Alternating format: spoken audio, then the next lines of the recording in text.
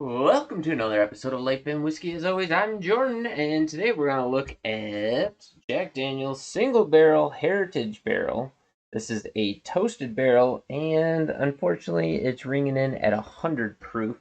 Now, I had Heritage on my whiskey list, on my hunting list that I was looking for, so I was really excited for this one.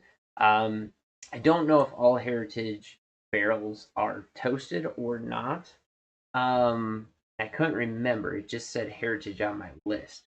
So that might be something. Um, but again, it's also a single barrel product, which I'm always leery of.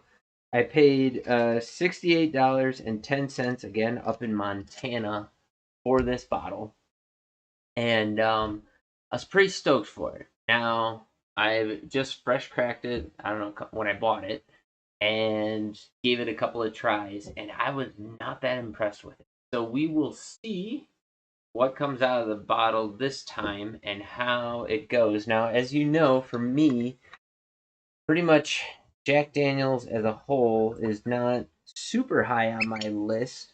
I know across the whiskey tubes, everybody's raving about, the 12, the 14, the this, the that, all the different varieties out there. I've not gotten my hands on any of those, and I'm certainly not paying the prices that they're commanding for some of those things. It's just not something I'm doing. I've had their single barrel proof though, and I've had their rye, single barrel proof rye. Um, I've had a couple other their bottles. Their bottled and bond was pretty all right. Their mainstay, so their Jack, their regular Jack, their Gentleman, their bottled and bond, and I'm trying to think what other ones I've had. I don't think it came out so much in the single barrel, but they have a banana note to me, like a banana Laffy Taffy type note, just in their standard bottling. It not something that I disapprove of. It's just something that I pick out pretty regularly. Out of those, and I do not get that in this. I get an not acetone, but almost an acetone type note. It's like a weird chemical funk that I'm getting out of the back end of it. Anyways, that's normally my marker for Jack Daniels, that banana latte taffy. So if you go back and watch any of my videos where I'm reviewing Jack Daniels, that is probably what I'm throwing out there that I get. Um, and it's the only distillery that I personally get that note from. But yeah, this almost has an acetone nail polish remover mixed with a little bit of a floral component. Um, yeah, there's some kind of chemical thing going on there, and a little bit of sugar, brown sugar, maybe kind of coming in on the underside, but not a whole lot else is coming out of this glass. Just that chemical smell that's kind of getting me. So we'll see where this goes. Again, like when I just tried a little bit of it, I was very underwhelmed and disappointed in it for something that had been on my list. Um, but not everyone's going to be a hitter. But again, you're paying dang near $70 for something.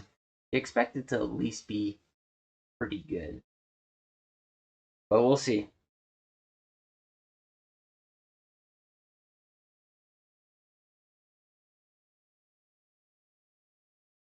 Okay, that tastes way better than it did in memory from the first sip that I had. Um, the one thing is, it has a weird. Sorry, there's a whole lot going on in this.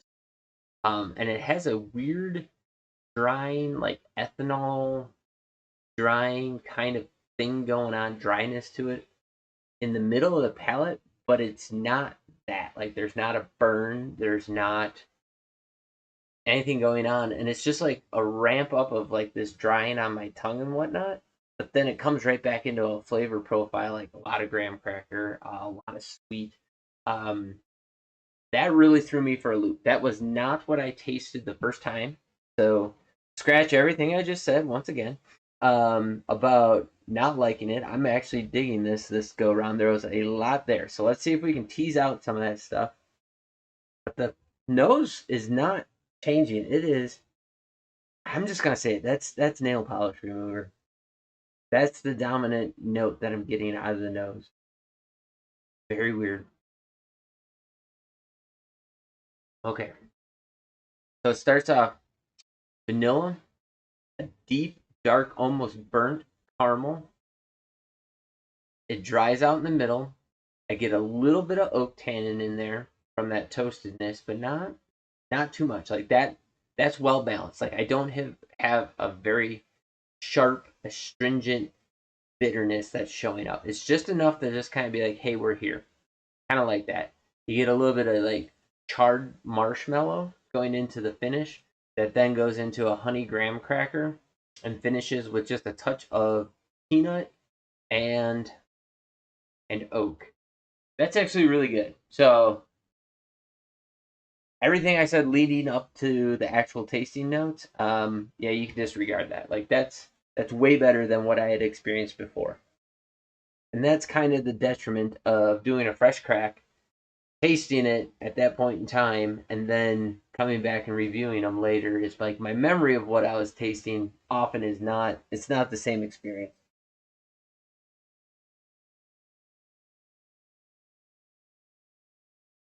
I was swishing it a little bit up front there. I got a little bit of that chemical acetone, and then it also broke it enough that this time I get way more of that astringency, more of that bitter char in there that's really showing up from that toasted oak, but um it's still not overbearing to the point where like I dislike it. It's actually balanced out with the sweet and stuff pretty well.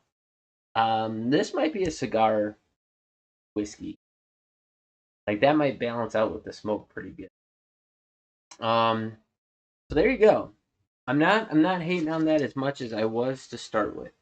Still not my top, but I'm not hating on it as bad. Again, $68.10 up in Montana. Um, for the Heritage single barrel, or it's single barrel Heritage barrel toasted barrel. Um, it's pretty darn all right. Let's see, aged at least 7 years. Not too bad. Okay, here's what they say. Rich, balanced whiskey with strong notes of vanilla, marshmallow, and toffee. And I could actually say I could see some of those things in there, but that chemical and the toasted, astringent, bitter oakiness kind of tease in there a little bit more than some of those notes. Those are a little more subtle, but I did say toasted marshmallow in there. So there you have it.